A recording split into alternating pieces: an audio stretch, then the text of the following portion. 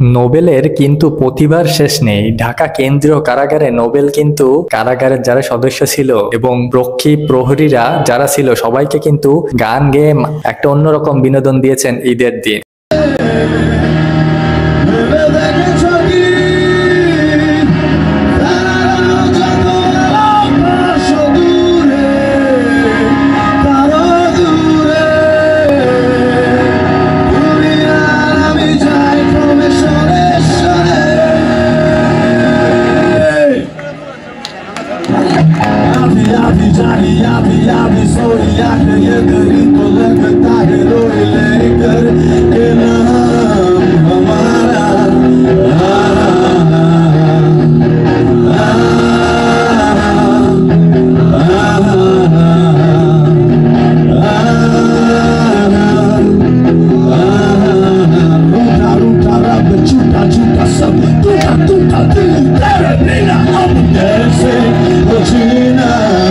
তার যে গলাটা কত সুন্দর এবং তিনি যে দুর্দান্ত একটা শিল্পী হয়ে উঠতে পারতেন বাংলাদেশের জগতে, সেটা কিন্তু তিনি নিজে হাতে ধ্বংস করেছেন তার জীবনটা। তার চরিত্র ভালো হলে তিনি কিন্তু সেরা গায়কের তালিকায় থাকতেন। আশা করি নোবেল পরবর্তীতে যখন বের হবেন শুদ্ধ হয়ে বের হবেন এবং সবাইকে ভালোবাসবেন মন থেকে এবং সম্মান দেখাবেন নারীদের। নোবেলের এই গানটা কেমন লেগেছে আপনার অবশ্যই জানাবেন। ধন্যবাদ।